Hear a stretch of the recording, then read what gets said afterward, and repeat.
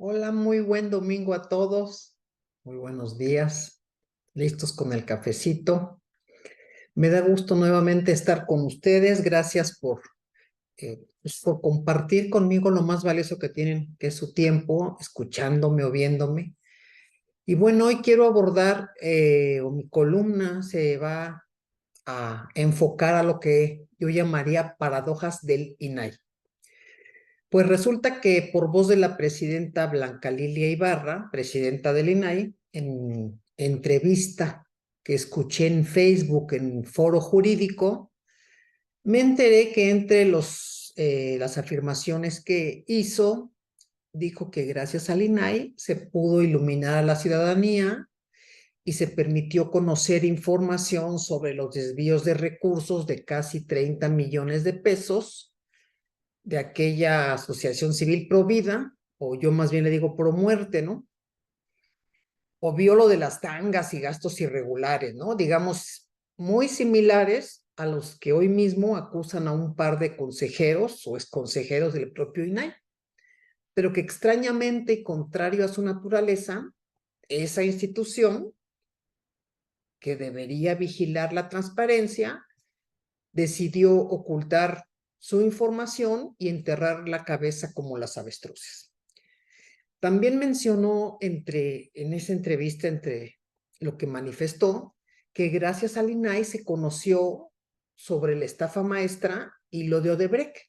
Y entonces yo me dije, pero si esas auditorías las hicimos en la Auditoría Superior de la Federación, la de Provida en la época de González de Aragón y la de la estafa maestra que tocó a mi área de auditoría forense en la administración anterior, y la de Odebrecht que la hizo el área de cumplimiento financiero con el contador Pérez Saavedra. Entonces yo me dije, pero si los resultados y los informes eran públicos, incluso todas las auditorías forenses publicadas por primera vez en la historia, porque no existían esas áreas ni estábamos acostumbrados a esas herramientas de investigación, con mapas de redes y vínculos, todos en los que corresponden a la auditoría forense.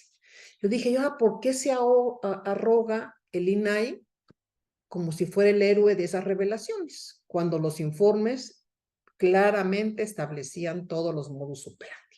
Pero bueno, habrá que reconocer primero que la ASF realizó la auditoría en el ejercicio, o al ejercicio, me parece que fue el 2003, a lo que era el Comité Nacional Provida, y que en ese informe que publicamos se revelaron actos e irregularidades en el ejercicio del gasto por publicidad, artículos suntuarios, tanga, ropa exclusiva. Es increíble, ¿no? Apoyos que debían haber sido para mujeres, Plumas Fuente, de lo que recuerdo. Ese informe debe estar público en el sitio de la SF.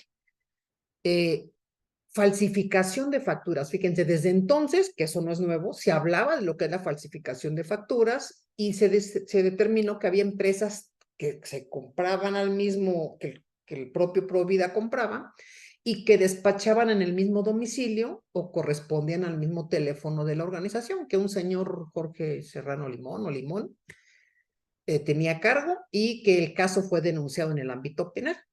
Pero entonces seguía yo escuchando a la entrevistada y me dije, pero si paradójicamente en la investigación de la periodista Nancy Flores, publicada en Contralínea, se conocieron gastos irregulares más bien, que fueron ocultados en el propio INAI. Según la información y la investigación periodística, se llevó a cabo mediante el uso de tarjetas corporativas, y esa información fue reservada y vetada en un acto público de quienes conforman el consejo, con absoluta opacidad, ¿no? O sea, para quien se supone el guardián de la rendición de cuentas, el guardián en México, por quienes están obligados a velar por la transparencia. Y entonces uno dice, ¿cómo? ¿Y con qué cara entonces me viene a mí a exigir? Bueno, primera eh, hipótesis que generé.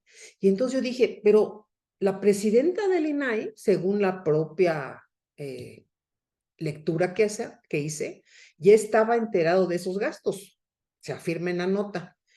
Pues Contralínea le solicitó una entrevista para que diera a conocer su punto de vista y qué acciones habría al respecto. Pero la funcionaria, la presidenta Ibarra, rechazó la petición. Entonces yo digo, pero ¿por qué la rechaza? Pues es tan fácil como no vente y te sientas y pasó esto, esto y esto. Y entonces yo digo, bueno, a lo mejor estoy exigiendo mucho.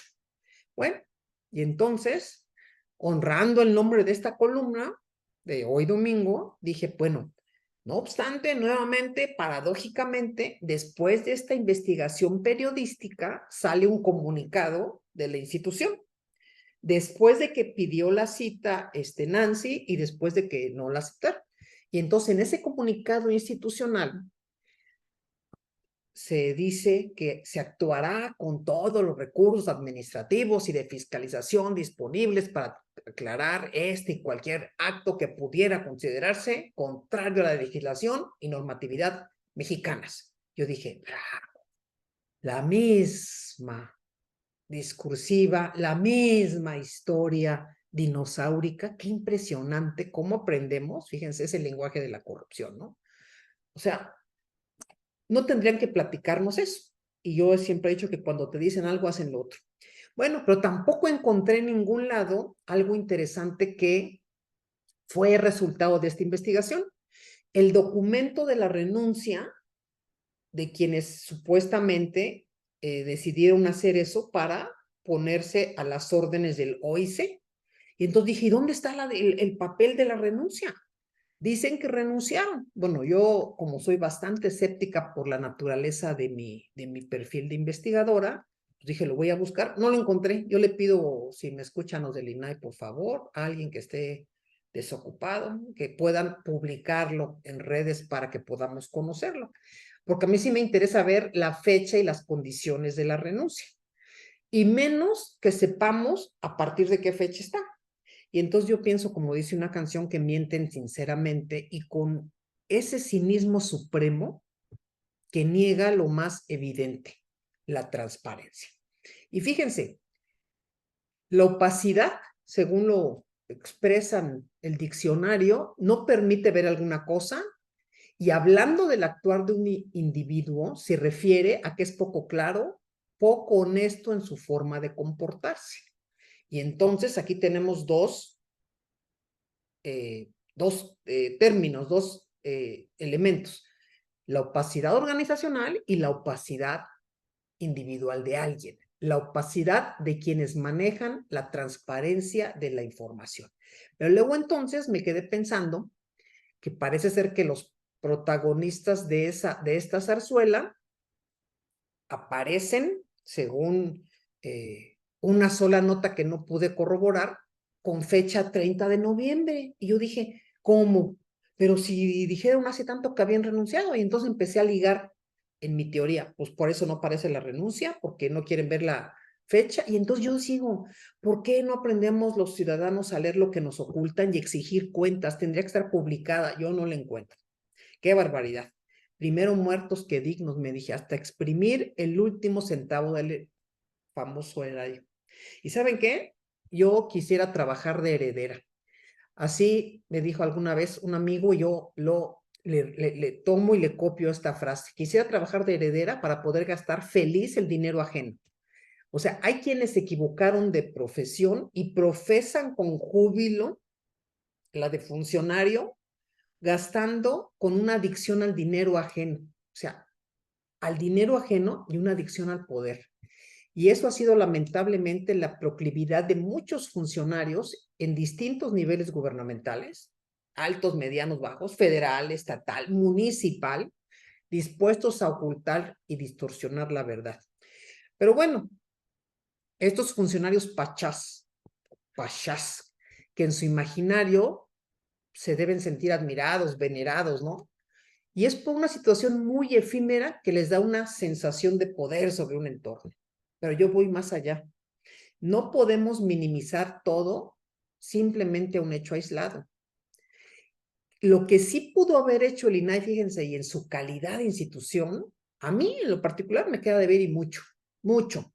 Es cierto que cuando nace fue un ejercicio ciudadano y que se suponía que porque en esas épocas, fíjense cuántos años han pasado, y estamos no igual, estamos peor en materia de transparencia y rendición de cuentas. Esa es una realidad que no podemos soslayar y que tenemos que esperar que el siguiente gobernante de este país lo retome como un eje serio.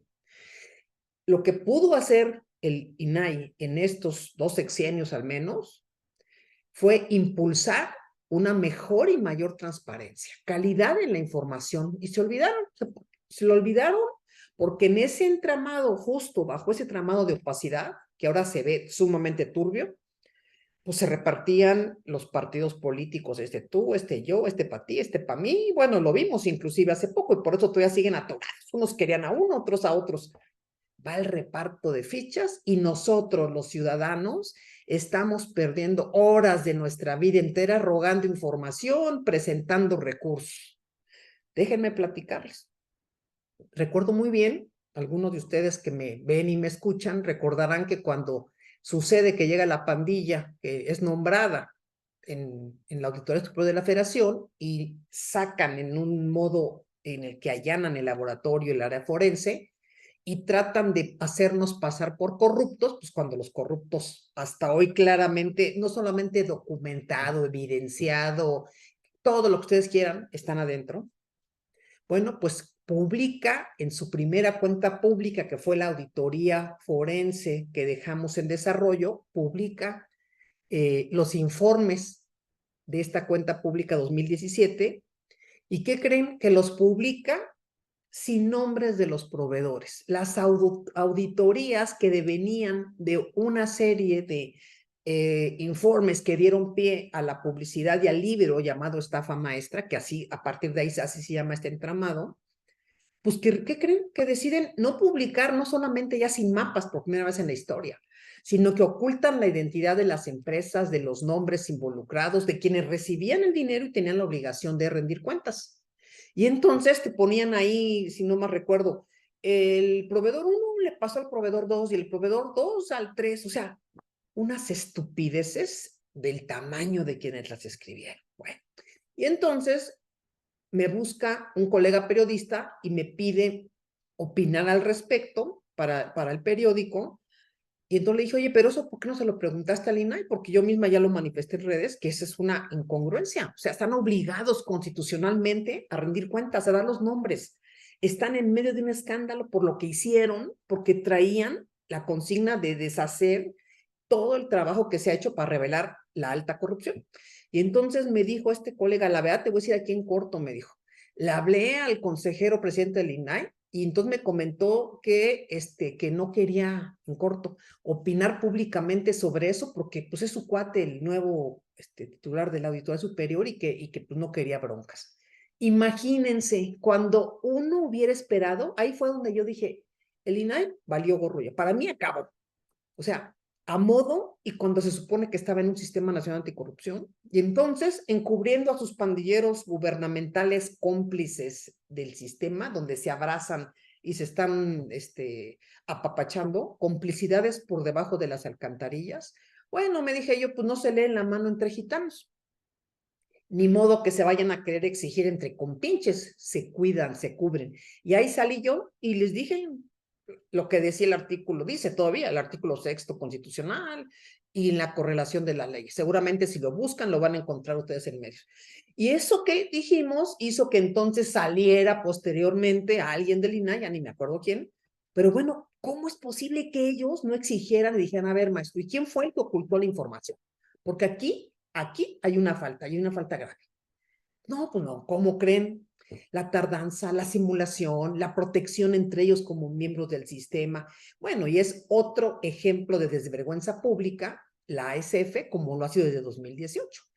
El INAI pudo enaltecer la apuesta ciudadana que hubiera privilegiado la transparencia para escalar por encima de todos los desafíos que tenía enfrente y honrar las expectativas puestas en ellos.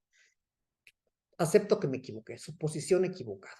Esa comodidad con la que vivieron pensando que entre todos no se van a cuidar, no me audita, me digo, te abrazo, comemos, no nos metemos unos con otros, no nos picamos los ojos ni la panza, esa comodidad los condujo a una inercia, a una pasividad y a una rutina que ahora pagamos con creces quienes seguimos sin acceso a la información pública. garante, no ha sido. Para mí, no lo ha sido. Aprendieron las trampas y el lenguaje de la corrupción. Pero también hay una cosa bien importante, que es el otro lado de la historia de quienes están obligados constitucionalmente a rendir cuentas, que son todos aquellos que están a cargo de cualquier institución, de cualquier municipio, de cualquier dependencia. Cualquiera que gaste públicamente tendría que rendir cuentas. Y el elefante dormido de la función pública, por supuesto, ni siquiera los informes de auditoría que hace, publica. Bueno, pues entonces nos quedan a deber todos. Si los sujetos obligados fueran absolutamente transparentes, ni siquiera sería necesario el INAI, ¿eh? Ni modo a pagar los costos irreparables de la desvergüenza. Cuídense mucho, disfruten su domingo y nos vemos el siguiente. Que estén muy bien. Salud a todos. Muchas gracias.